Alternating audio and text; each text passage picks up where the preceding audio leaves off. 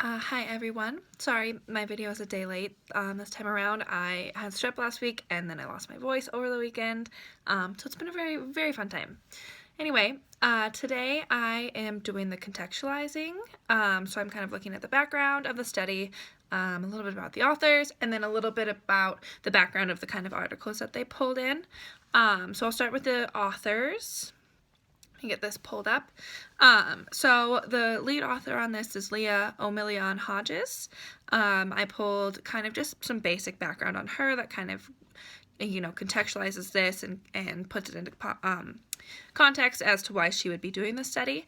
Her teaching interests are leadership communication, leadership and power in organizations, introduction to theory and research methods, and then public relations, writing, and program development. So all of those, with the exception of the last one, really kind of tie into the work that she's done here and some previous work that I'll talk about in a little bit. Her research interests are pretty much the same as her teaching interests. She's interested in researching leadership, public relations, and then applied and professional communication. So, and then from her bio, I pulled this line that said, more specifically, her scholarship focuses on leadership and health communication within the larger context of organizational communication, which I think we really see in this article.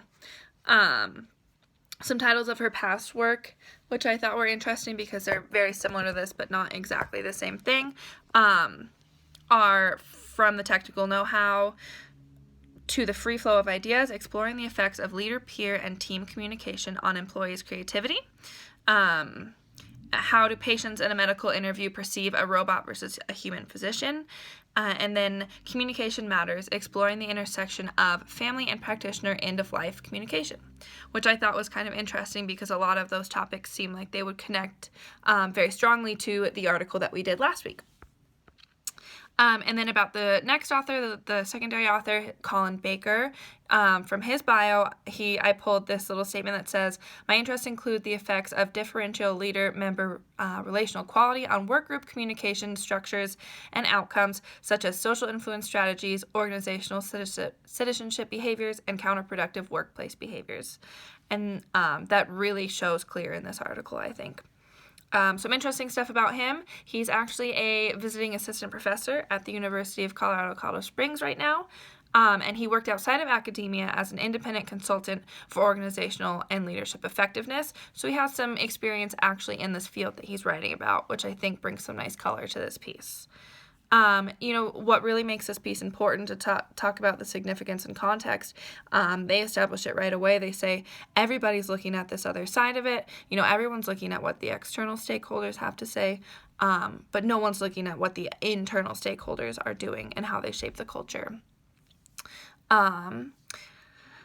Let's see. And so then one quote that I pulled that I found to be really true was that the internal stakeholders shape the organization's identity, and that has a really strong pull, whereas the external stakeholders shape its profit margin.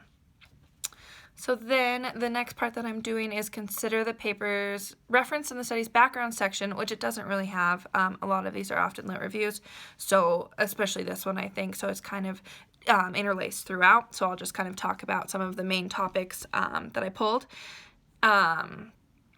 So then, like I said, yeah, it's a lot like a lit review with the author's argument laced throughout. The author's argument is obviously that, we need to put a focus on the internal stakeholders because they're important and play a large role.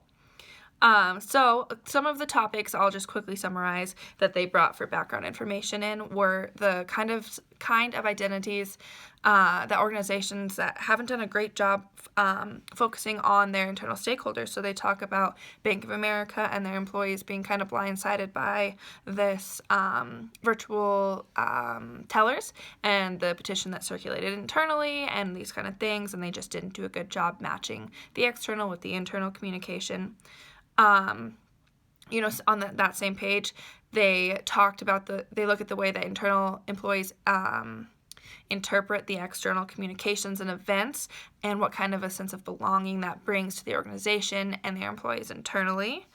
They looked at some background documents that looked at managerial relationships in regards to rules and how sometimes those rules aren't applied fairly across the board and what that does for morale and communication internally. One thing I did notice, and this really is not necessarily a topic, and I'll kind of wrap up here, is that a lot of what they looked at scholarship-wise and background-wise was very new. So within the past 30 years, or often like much more frequently, like early 2000s, 2010s, there was one exception, I think it was on the third page, Grice from 1975 was the oldest one in there, and he talked about the cooperative principle and how audiences perceive that. But other than that, everything was very new, and then they concluded on this subject of social media, and it felt kind of out of place. I realize that often has an effect, but it didn't seem like they did a good job connecting it to the internal community of the employees. So thank you guys. Sorry again for being a day late.